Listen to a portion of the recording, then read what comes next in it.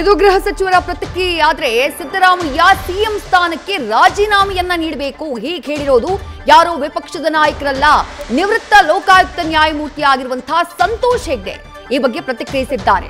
ಗಂಭೀರ ಆರೋಪ ಬಂದಾಗ ರಾಜೀನಾಮೆಯನ್ನ ಕೊಡಬೇಕು, ಮೇಲ್ನೋಟಕ್ಕೆ ಪುರಾವೆ ಇದೆ ಅಂತ ಹೈಕೋರ್ಟ್ ಹೇಳಿದೆ.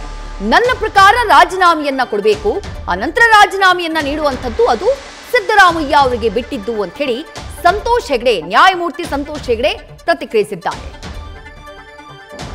ನಾನು ಇಷ್ಟೇ ಹೇಳಬಲ್ಲೆ, ಹಿಂದೆ ಒಬ್ಬರು ಪ್ರಧಾನ ರೈಲ್ವೆ ಮಿನಿಸ್ಟರ್ ಆಗಿದ್ದವರು ಲಾಲ್ ಬಹದ್ದೂರ್ ಶಾಸ್ತ್ರಿ ಅವರು ಅರಿಯಲ್ಲೂರು ದಕ್ಷಿಣ ಭಾರತದಲ್ಲಿ ಒಂದು ಅಪಘಾತ ನಡೆದಾಗ ಅವರ ಹುದ್ದೆಗೆ ರಾಜೀನಾಮೆ ಕೊಟ್ಟಿದ್ರು. ಆ ಒಂದು ಪ್ರವೃತ್ತಿ ಇವತ್ತು ಇಲ್ಲ ಅಂತ ನಾನು ತಿಳ್ಕೊಂಡಿದ್ದೇನೆ.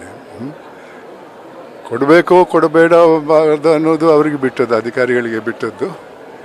ಇಂಥ ಗಂಭೀರವಾದ ಆರೋಪಗಳಿರುವಾಗ ನನಗೆ ಅನಿಸ್ತಾ ಇದೆ, ಕೊಡದೇ ಇದ್ದರೆ ಕಾನೂನಲ್ಲಿ ಏನು ತಪ್ಪಿಲ್ಲ, ಆದರೆ ಸಾರ್ವಜನಿಕರ ದೃಷ್ಟಿಯಲ್ಲಿ ಅವರನ್ನು ಕಾಣಬೇಕಾದ್ರೆ ನನಗೆ ಅನಿಸ್ತಾ ಇದೆ ರಾಜೀನಾಮೆ ಕೊಡಬೇಕಾದ್ರೆ.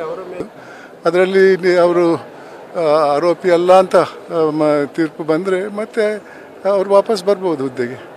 ಅಲ್ಲ ನೋಡ್ರಿ, ಈ ತೀರ್ಪು ಹೈಕೋರ್ಟ್ ತೀರ್ಪು ಬರುವ ಮೊದಲು ಹೇಳಿದ್ರು ನಾನೇನು ಮಾಡಲಿಲ್ಲ ತಪ್ಪಂತ ಅವ್ರು ಹೇಳಿದ್ದಾರೆ.